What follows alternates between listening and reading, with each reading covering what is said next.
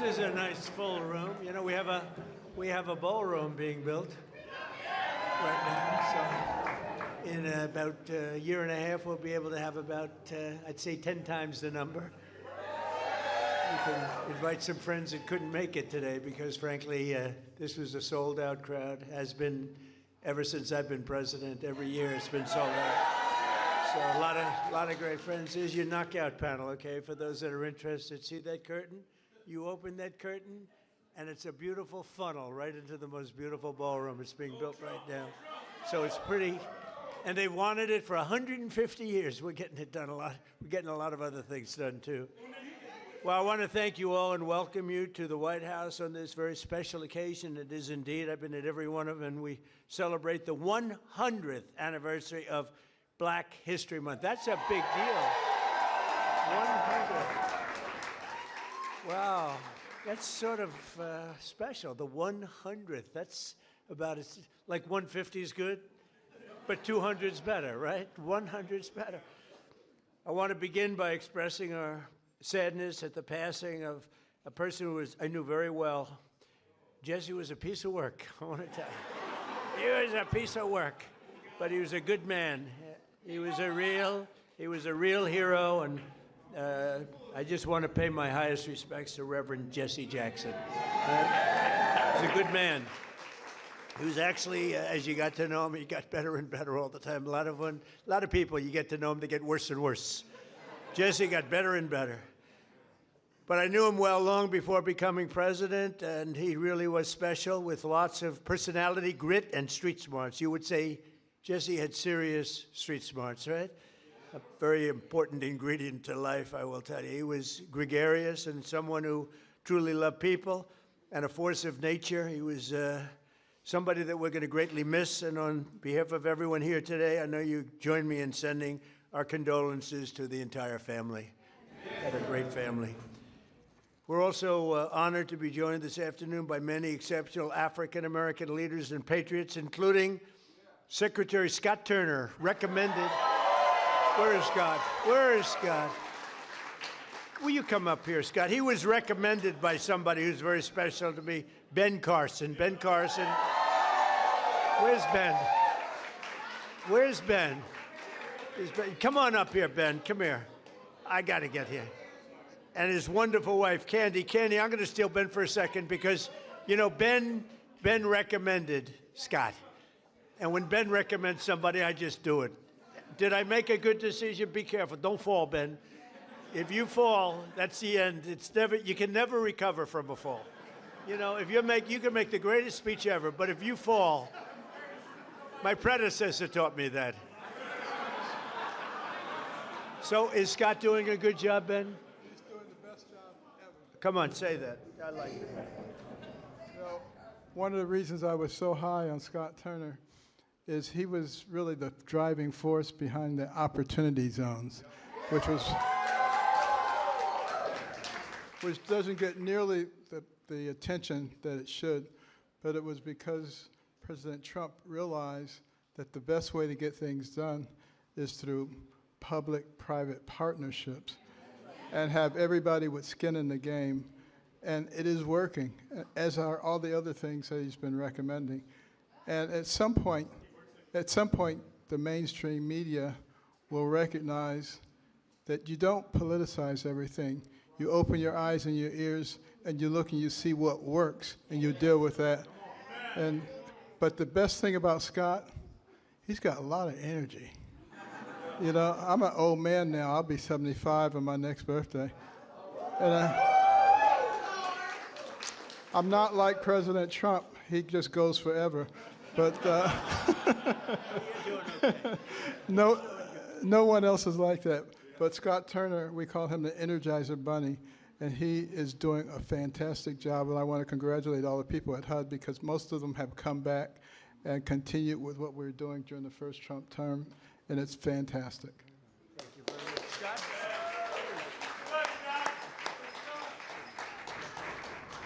Well, just very briefly, thank you, Mr. President. We are so grateful for your leadership and for your heart for America. And Dr. Carson, who is a tremendous just leader, servant leader, and been a great mentor to me. And, you know, I never thought that I would see the day where I'm standing between the president and Dr. Ben Carson. That's pretty cool. Yeah.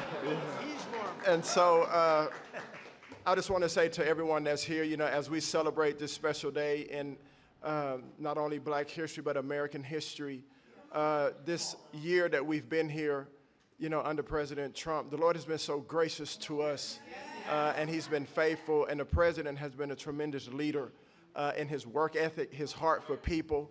And when he says America first, he really does mean America first. Yeah. And so, and to be able to stand on the shoulders of Dr. Ben Carson and for the president to trust Dr. Carson at his word is truly humbling for me. And so to stand now as the servant leader and the secretary of HUD, I'm grateful to the Lord. I'm grateful to the president and Dr. Carson.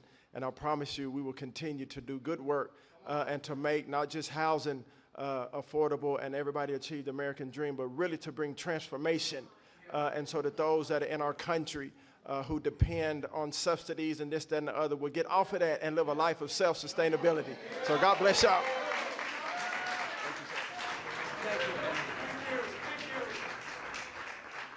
Thank you. And Ben mentioned opportunity zones. We did that, and I want to thank Tim Scott because he really, it was his baby. That was his baby, and he did a great job with it. We appreciate it. And again, Candy, thank you very much for being here. Special woman. Ben's getting the Presidential Medal of Freedom. That's the biggest. That's the biggest. It's the highest award you can have outside of the Congressional Medal of Honor. But it's better because, you know, a lot of people get the Congressional Medal of Honor. They're not around. You get them, they're not around. Whereas we don't have to go that far, generally speaking. But it's the highest award, civilian. And then you have the matching is the Congressional Medal of Honor, both tremendous. So, Ben, I'll be seeing you back here pretty soon, I think, and you're going to get the award. You'll probably fill up this room. I said, we'll do it in the Oval Office. He said, sir, it's not big enough. I said, what? So we're going to do it right here, okay? And we love it. I'd like to also thank senior counsel to the Assistant Attorney General. He's a fantastic man. He's been my friend for a long time, Leo Terrell. There's no better. We have time, right? Do we have time? Yes? Anybody have to go? Like, come on up here, Leo. Get up here. This guy, he says it like it is. I like Leo. Come here, Leo. Look at you. Spry. 2.0. Leo 2.0. Let me just thank you very much, Mr. President. First of all, we are living under the administration of the greatest president in our lifetime. And we have the hottest country in our lifetime. And I want to make sure the mainstream media knows this because you represent the people who basically counter what the mainstream media has done. President Trump was the president who fully funded historically black colleges and universities. President Trump took the lead and performed criminal justice reform. President Trump made sure that we had opportunity zones. Let me close by saying this. This country is at a crossroads, and we have the right president at the right time. And if you want school choice, like I know you do, President Trump wants it. If you want a law and order society and secure border, President Trump wants that. And more importantly, I say this because this is the greatest country on the planet. American citizens should decide American elections. Vote for the SAVE Act. Thank you. Leo 2.0. We love Leo. Thank you, Leo. That was very good. Yeah, 4 more years.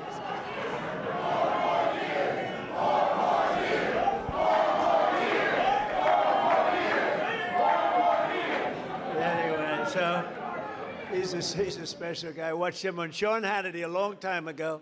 He used to be a Democrat, you know. Leo was a Democrat. That's a long time ago, right? Can you imagine you were a Democrat? I can't imagine it. You'd see him with Leo 2.0 up in the hat. We love him. He's a great man, actually. General Counsel for the Department of War, Earl Matthews. That's a big deal. Thank you, Earl.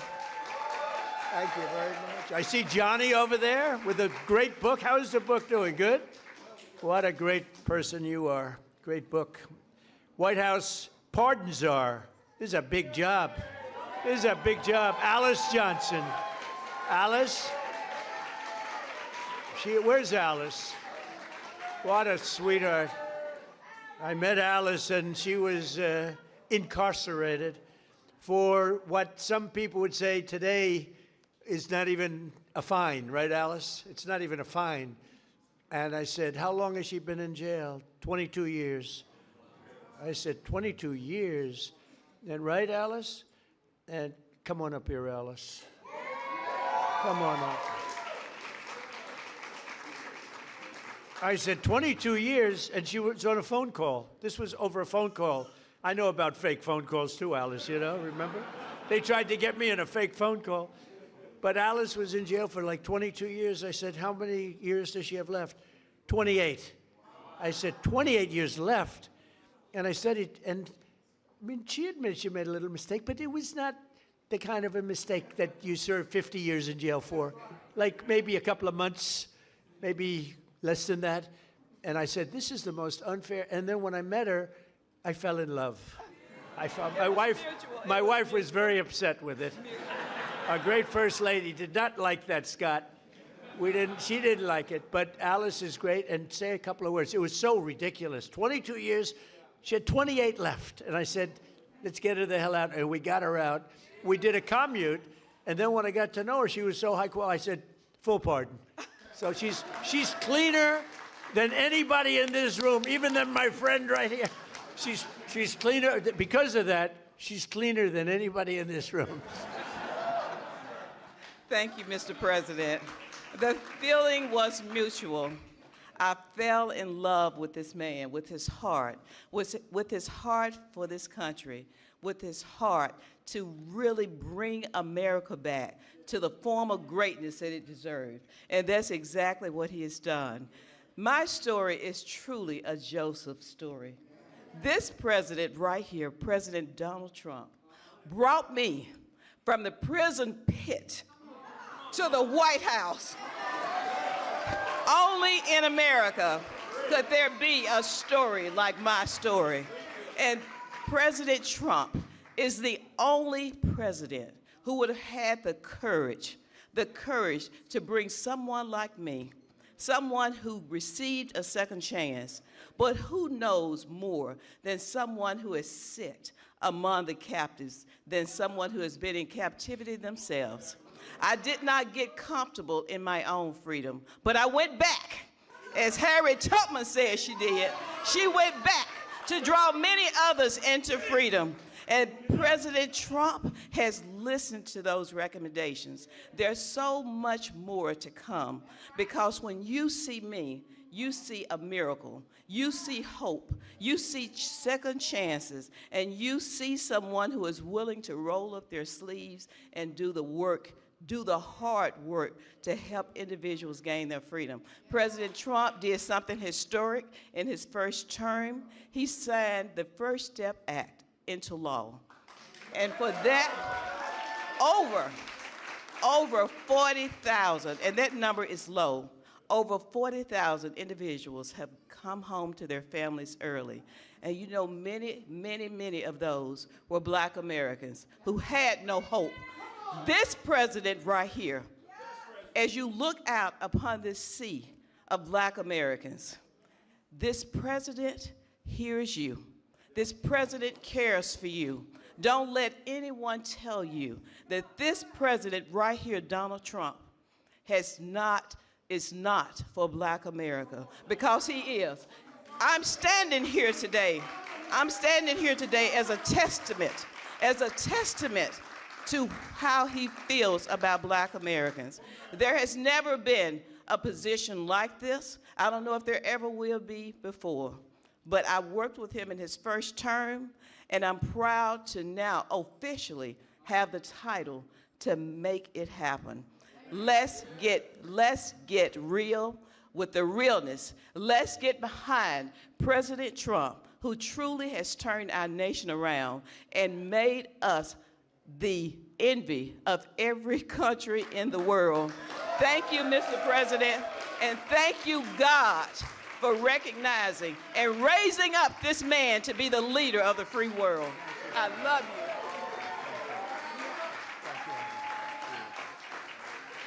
She's a great woman. You know, when I was looking for a pardon person, like a pardon czar, they gave me somebody from Harvard, somebody from Yale, somebody from Princeton, somebody from Penn, somebody from Stanford. And I said, do you know anything about it? Well, we can learn. You know, they can learn. And when I met Alice, I said, she's better than these people. And she's done a fantastic job. You know, I said to Alice, I said, so I'm looking for people like you to let out. How many people are there like you? She said, many. I said, many in jail. Think of it, 22 years she was in jail, and she had 28 years to go on a phone call. You admit you did a little something wrong, right? But it was like, okay, it wasn't 50 years. Even if you said 6 months, today it would be probably nothing. But even if you said some little time, but I said, I'm looking for other people like you. How many are there? Many. Then I was worried, because I said, well, maybe she's going to say everybody should be let out. We're not a believer in that. I said, so Alice, are there people that shouldn't be? You met a lot of people, right? Are there people that shouldn't be let out? Absolutely. Then I felt better, because there are some bad ones in there too, right? But you are fantastic, and you've been great and so respected all over the country, all over the world, in a sense. You've become a very big story. Thank you very much, Alice. I appreciate it. And we have Lynn Patton. Lynn, thank you. You've been such a help. And Kelly Mitchell, thank you, Kelly. Thank you. Where's Kelly? Thank you, Kelly. And we have Dr. Alveda King. Thank you, darling. Thank you. You've been with me from day one, right? From day one, she's been there. She's been fighting for me, and I fight for her. I don't have to do too much fighting for her. She takes care of herself. Thank you. Thank you. We can say Merry Christmas is right. Thank you. Thank you for all that support for years, right? Even before Alice, a long time, years before Alice, right? Thank you, darling. Corinne Rankin, thank you very much. Thank you very much. Thank you, Corinne. And Deontay Johnson, thank you. And a man who's been with me for a long time, and he's never asked me for a thing. Bruce, thank you very much. Bruce Lavelle, thank you very much. I wasn't sure if they had your name down here, Bruce. I was going to mention you anyway, okay? But they had your name. They did a job, finally. They always leave a lot of names out, and that bothers me. Like I see Scott Bessent, his name was left out. First time ever. Look at Scott. I'm looking for his name. I'm looking for his name. I said, I better. He's the greatest Treasury Secretary we've ever had. I think how's the economy doing, Scott? Good? The best. It's really, people are going to see, and watch the State of the Union. We're going to be talking about the economy. We inherited a mess, and now we have prices way down. We have energy way down. Gasoline is now breaking $2 a gallon in many places, and it's been actually amazing, but Scott's fantastic. I don't want to forget to mention him. I'd be in big trouble. All of a sudden, the economy would turn bad on us. I'd say, what happened? It was Scott. Thank you, Scott. And Secretary Lori Chavez DeRemer.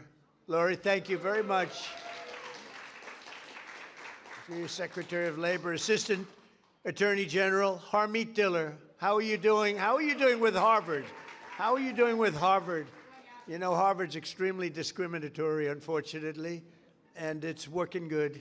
Harmeet is on their trail, right? Good, good. You keep suing them. The hell with them. I like the historically black colleges and universities, which I saved. Leo 2.0 said it, but which I saved. We saved them. They had no funding, And every year they'd come back, and I got to know some of the heads, and every year they'd come back. And after my third year, first term, I said, you guys keep coming back. Why do you keep coming back? He said, we have to come back every year. For years and years, they had to come back. And one of them said, one of the heads, a great guy, said, they make us feel like beggars. We have to come back. I said, I'm going to get you long-term financing, and I got it for them. And I said, the only bad thing, I'll never see you guys again. I haven't seen too many of them. But we took care of the historically black colleges and universities, right? And it was a great thing to do. So many others are in the audience that are just friends of mine. I look at them, so many. But if I introduce all of you, we're going to be here a long time, and that's unacceptable. Not only are we celebrating the century of Black History Month, also, as you know, this year we'll also be celebrating the 250th anniversary of our nation's founding. And the good thing, when they cheated on the election, they made me wait 4 years, and because I waited 4 years, I get the 250th year. I get the Olympics, which I was the one that got it, and I get the World Cup. So I got the World Cup, and I said, you know, it's too bad before all this nonsense took place. I said, it's too bad. I got the World Cup to come here. Johnny, another Johnny, we got the World Cup. It was fantastic, the head of it, one of the great people. And I said, the only bad part is I won't be in office because my 4 years will be up. This would have been the more traditional route. And then they cheated on the election. And I said, now we won by so much. We won by millions of votes, but they cheated. It was during a COVID period, and they cheated. And we did it again, and we made it too big to rig, too big to rig. And by doing that, I ended up getting the Olympics. Because we were responsible for both of them. And we're going to have a great year, but we're going to have a great 3 years. We're going to have hopefully we're going to have a great century, because that's ultimately what it is. We'll get it started. But as we honor America's 250, and I can't say that I got the 250. I tried doing that a couple of times, Bruce. I said, I got the Olympics, I got the World Cup, and I got the 250th year. They said, you didn't do that. I said, you're right about that. I didn't do 250. We happened to be here at the right time. That's all that was. But we thank God for the strength and courage and grit and devotion of black Americans who have helped make America the most powerful country in the history of the world we now have. And you saw that with our attack a few weeks ago on Venezuela.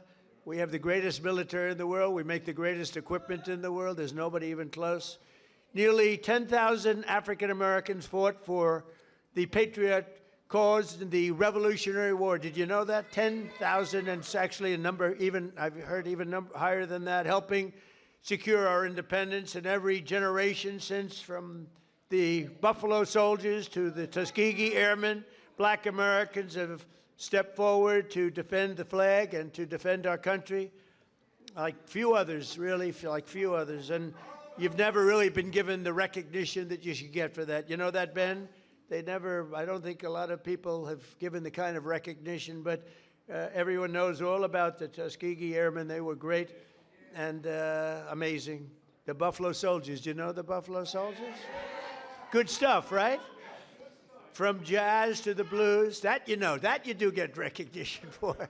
Jazz, the blues, from rock and roll to rap, black artists like Chuck Berry, Muddy Waters. How about Nicki Minaj? Do we love Nicki Minaj? Right? I love Nicki Minaj. She was here a couple of weeks ago. She's so beautiful. Her skin's so beautiful. I said, Nicki is so beautiful. Her nails are like that long. I said, Nicki, are they real? She said, she didn't want to get into that. But she was so beautiful and so great. And she gets it, you know, more importantly, frankly, she gets it. But black leaders from Frederick Douglass to Martin Luther King, right, little relative over here, have made our country freer, and really what they've really done is made life more just. And black athletes have inspired billions around the globe, from Sugar Ray Robinson, Sugar Ray Leonard also, by the way, great, what a great fighter. Muhammad Ali, who was a friend of mine. I put a picture of myself and Muhammad. It was another piece of work. You talk about a piece of work. But he could fight, couldn't he, huh? Mike Tyson, boy, I tell you, Mike has been loyal to me. whenever they come out, they say, Trump's a racist. You know, it's like a statement. Trump's a racist. Mike Tyson goes, he's not a racist. He's my friend. He's been there from the beginning, good times and bad. But Mike Tyson's a great guy, and he was so loyal, always been loyal. And Herschel Walker, speaking about loyal, how good a football player was Herschel? Herschel Walker, now he's ambassador to the Bahamas. I don't know, Bahamas, Bermuda. Is he Bahamas? Whatever. It's nice, a nice place. You'd like that, Bruce, wouldn't you? Bruce wants it. And a guy I became really, he liked Trump, Jim Brown. He was tough.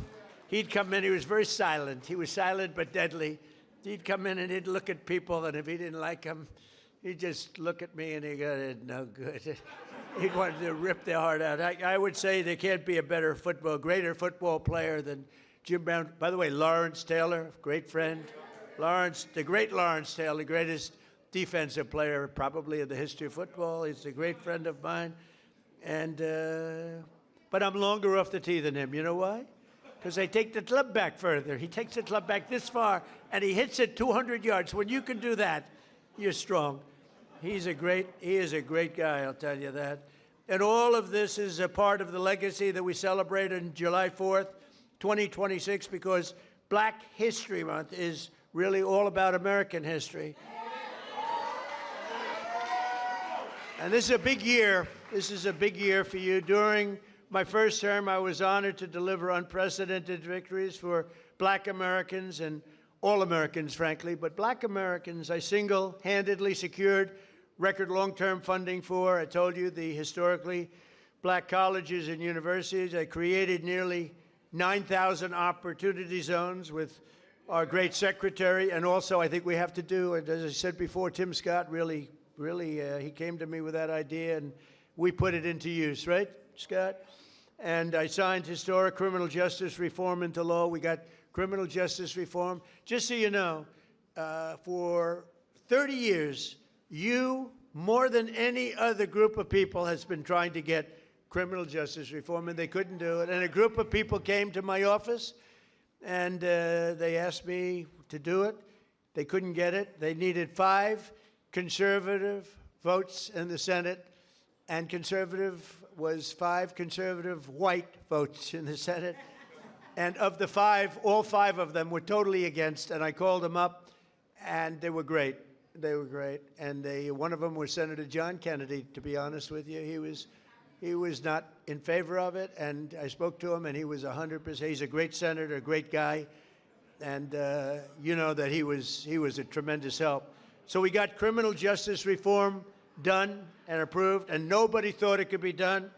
And it's no wonder that in 2024 we won more African-American votes than any Republican presidential candidate in history. And just over 1 year ago, we had a dead country. We were a dead country. Scott just said it. We were dead as a doornail. We had an idiot as a president. We had a man that was not a president. Number one, he didn't win the election. He was not a president. Yeah, right. He was a real beauty, wasn't he? He allowed 25 million people into our country. Many of them should not have been here. And we've done. Now we have, by the way, we went from the worst border in history to the best, by far, the best border in history. But I had the support of many people, Bruce. I had the support of many people in this room, and we've got right now the hottest country anywhere in the world. King of Saudi Arabia told me that. He said, you were a dead country a year and a half ago. Now you're the hottest country. We're the hottest country right now anywhere in the world. And you're a big part of it. And you're a big beneficiary. I tell you what, take a look at your 401ks. Has anybody got a 401k that's lower than it was? Better put your hand down. Lower than it was a year ago? They're double. I mean, they are through the roof. The stock market has hit 53 all-time record highs since the election. And earlier this month, the Dow Jones Industrial Average rose above 50,000 for the first time ever. Right, Scott? First time ever. And also, you know, they don't talk about this. The S&P broke 7,000. So when I got elected, they said, for the S&P to break 7,000 within 4 years would be a great achievement for the president. And for the Dow Jones to break 50,000 would be a great thing, but it's not possible. They were talking about in 4 years. Scott, they said in 4 years it would not be possible to break 50,000 or 7,000 under these two very important, call them a metrics. And you know what happened? We broke it before the end of my first year. So, right? So we did something. So they said we couldn't do it in 4 years. We did it in 1 year. More Americans are working today than at any time in American history. So we have more Americans right now working than at any time. And, you know, when I say this stuff, I get the fake news back there, a lot of it. Thank you. I agree. Sometimes we have to be very careful because they actually go, and it's not pretty, Leo. We have to get Leo and the DOJ involved. But think of that. Leo, think of that. More Americans are working today than any time in history. And since I took office, African-American employment has increased by 182,000, the highest ever. Jobs. 182,000. Nearly 500,000 black Americans have rejoined the labor force since we took office. 500,000 wages for workers have increased $1,000, $2,000, even $3,000, and even sometimes, in some cases, $5,000 a year. That's faster than inflation. So wages have gone up at a much faster clip than inflation. We took over the worst inflation in the history of our country. They say 48 years or 49 years. I said that, you know, I said inflation under Biden has went up more than at any time in the history of our country. They said, he's not right about that. It's 49 years. I said, all right, I'll accept that too. Actually, I think it sounds worse, Harmeet. I think for some reason, because when you say the worst ever, but when you say the worst in 49 years, I'll take that, right? The fake news got me on that one. I think I was right, by the way, but I'll accept 48 or 49 years. But for the first time in many years, 100% of all net job creation is going to American-born citizens. Think of that, 100%. And in the last administration, it was going mostly to illegal aliens that came in, many of them murderers and others. Last summer, we passed the largest working-class tax cuts in the history of our country. That includes no tax on tips, no tax on overtime, no tax on Social Security for our great seniors. And you're going to see that. You know, it just kicked in on January 1st. You're going to see tremendous results, and they're already seeing it. And I think we're going to have GDPs. We're going to have numbers that nobody's ever seen before, Scott. Joining us this afternoon, and really somebody that is fantastic, Annetta Bradford. In 2019, Annetta and her husband opened an incredibly successful coffee shop in Arkansas named Hebrews 11:1. That's an interesting name. No one thinks that the no tax on tips matters. Well, it does matter, and it mattered a lot to Annetta. And she was able to grow her business just in a short period of time and hired more employees. And she's making a fortune. I'd like you to give some of the people in that room some of that money, Annetta. You should make it a lot. Annetta, come in. Arnetta, come. Where are you? Arnetta, come on up here, Arnetta. Come on up. Hi, darling. Please, let me move that down. I can't do anything first but say to God be the glory. Amen. I have no business being here other than him having me here. And so, yeah, I'm not going to do it. I'm not going to preach. I'm going to settle myself. Thank you so much for inviting me and having me here. It's such an honor to be here today. Hebrews 11:1. People ask me all the time, why did I even open a business? Why did I even call it Hebrews 11:1? Hebrews 11:1 is my very favorite scripture. Now faith is the substance of things hoped for and the evidence of things not seen. That scripture has walked with me, it has grown me from a little girl on up.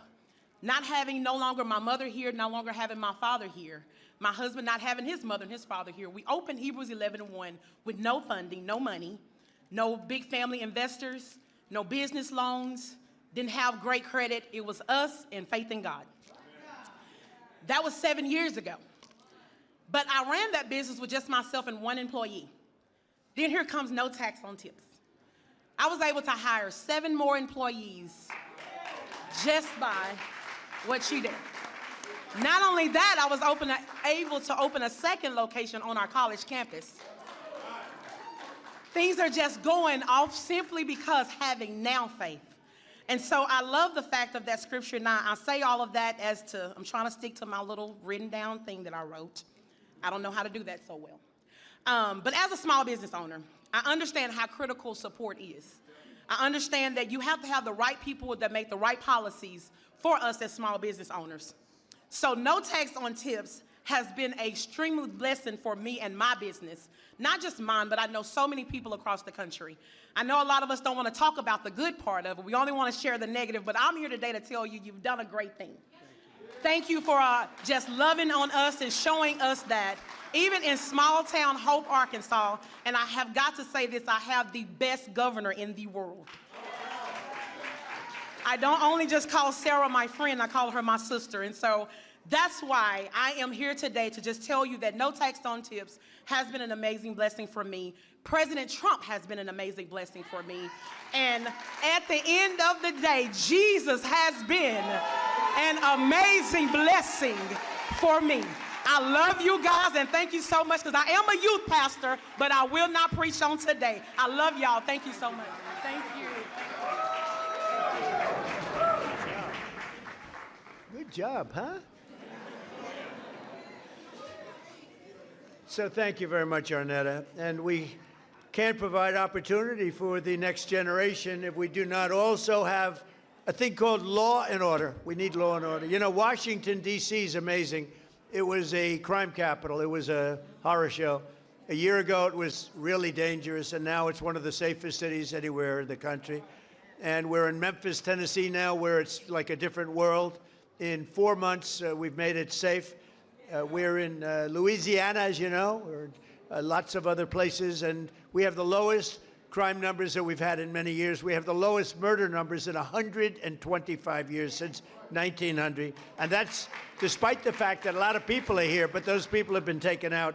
Lots of them have been taken out. That's why we stopped the invasion at the southern border. And just 1 year ago, and think of this, 1 year ago, we had the absolute worst border that we've ever had, and now we have the safest border that we've ever had. So it's going to be really something. 125 years ago, that's before my father was born. I had a wonderful father, but that was before. So we have, murders are down from 125 years. We had the best numbers. When you think about it, that's pretty incredible. And those numbers are made up by Democrats. Can you believe it?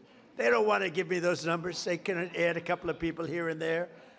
But I've also deployed the National Guard to bring back safety to Memphis and to New Orleans and Washington. And the National Guard has been incredible, and people are safe. In the case of Washington, the restaurants were all closing up. People were getting really badly hurt and killed, frankly, many people killed. And now you can walk down the street and you have nothing to fear. We have one of the safest cities in the world, and it happened very fast, Bruce. One of those who knows the importance of this mission is Felicia Cook, a lifelong Washingtonian who tragically lost her grandson to violence in 2017. Felicia, we're so sorry, and you are a spectacular person. If you could say a few words, please. Thank you very much. Yes, come on in. Oh, yeah. Oh, help her up. We don't want any mistakes. Come on in. First of all, can I have a hug? Yes, you can. Thank you. That's so nice. Thank you. I like her. Please. I like him too. One thing I like about him, he keeps it real just like Grandma.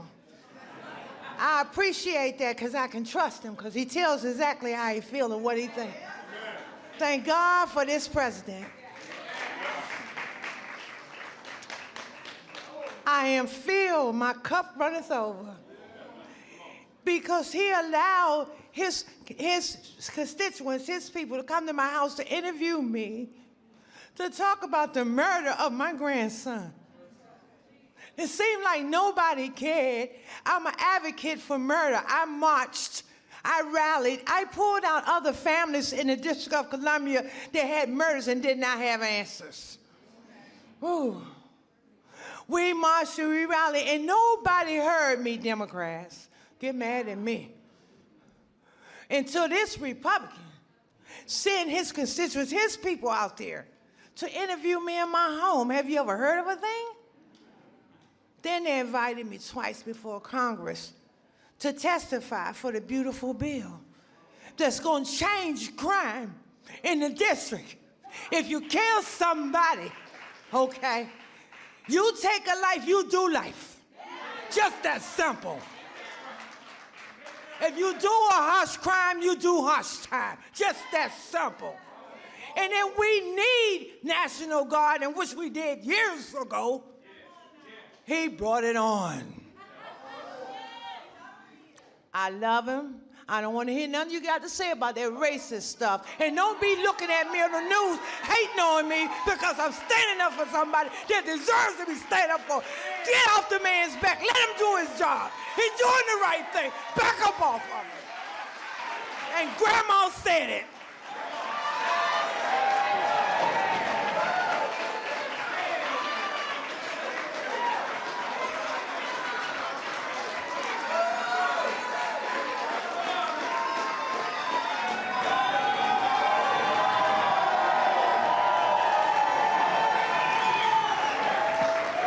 Wow.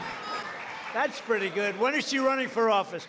Felicia, when are you running for office, please? You have my endorsement. You have my endorsement, Felicia.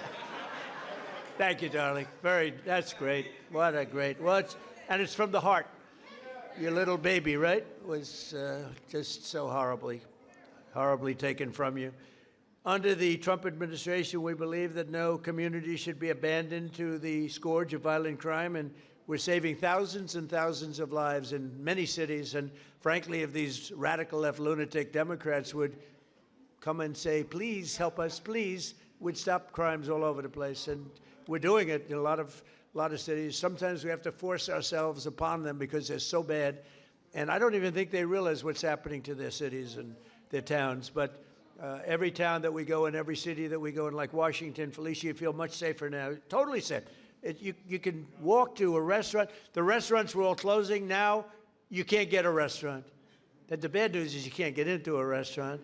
But it's a great thing to see what's happening in Washington. It's like it's a hot place, and hopefully people will be coming in record numbers. And it's been, well, I know we need a little help. You need help in Atlanta. He just said, you're right, Atlanta, we could take care of Atlanta. I'll tell you what, you ought to get them to call me. We could take care of Atlanta so fast.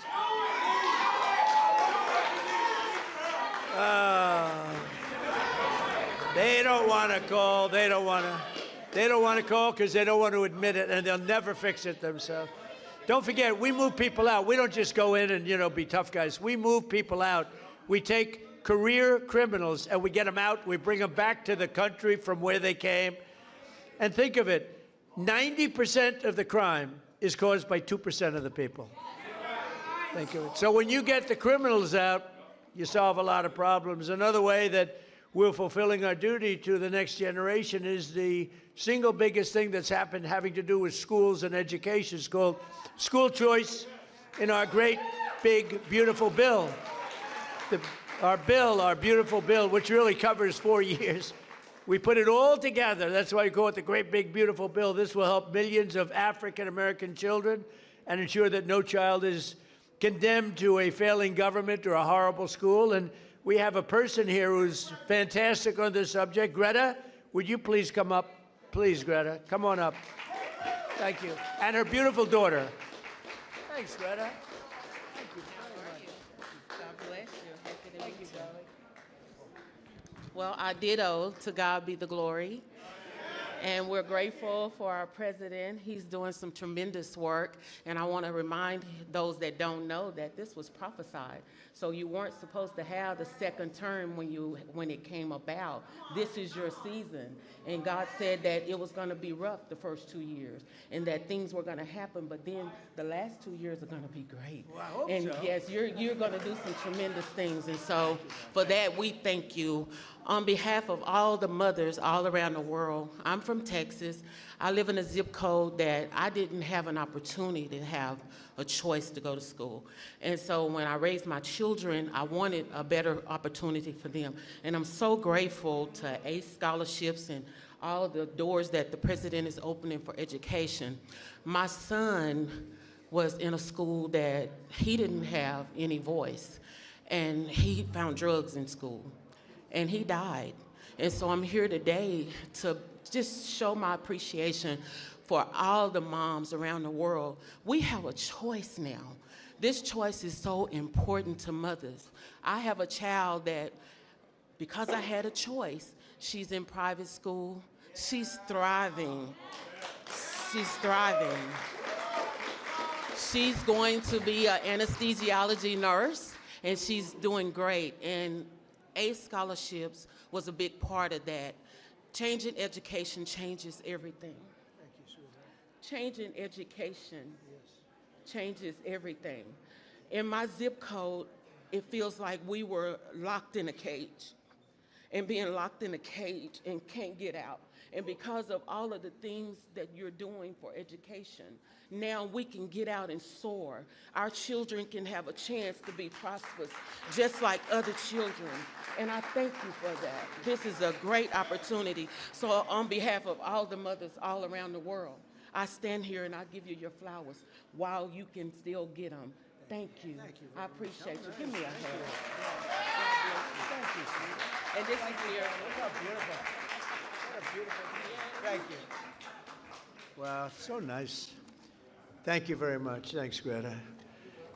So we're calling it end, and I just want to say this is an honor to be here. We celebrate Black History Month. We honor the memory of those who came before us by continuing their legacy and fighting for an American that's really an America that's safe and strong and prosperous. We now have a country that's bigger, better, greater than ever before. I want to thank all my secretaries and all of the people that came here. Our military leaders are here. We have a lot of people that are here, and I want to thank you all.